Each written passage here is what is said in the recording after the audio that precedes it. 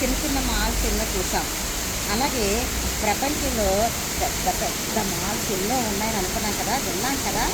అలాంటి వాటిలో ఈ దుబాయ్లో ఉన్న దుబాయ్ మాల్ అనేది ప్రపంచంలో ఉన్న పెద్ద మాల్స్లో ఇది ఒకటి.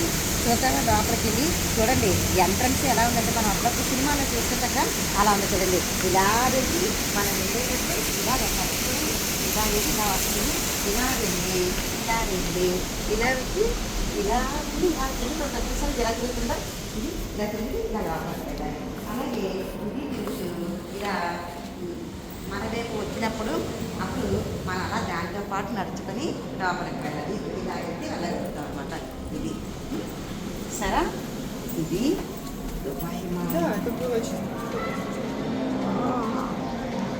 చూడండి, అనేక దేశాలుంది, అనేక మంది ప్రజలు ఈ దుబాయ్ మాల్ని చూడడానికి వస్తూ ఉంటుంటారు. చాలామంది విజిటర్స్.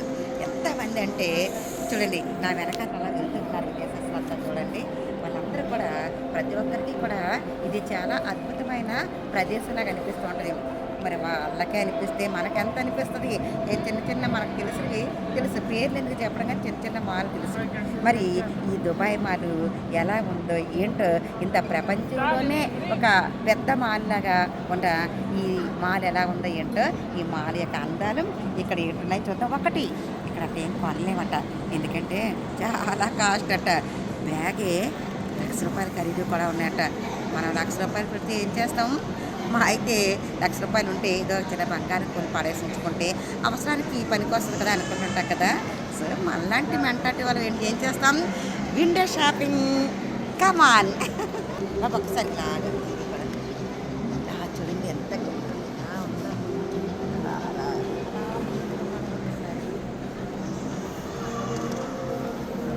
అలా ఉంది కదా. ఇప్పుడు అది అనుకుంటాను ఎంట్రన్స్. ఓ ఇదా, సరే ఇలా వెళ్దాం. అయితే ఇలా ఎంట్రన్స్లోకి వెళ్తూ లోన్ ఏంటుందో చూద్దాం, సరేనా? సారీ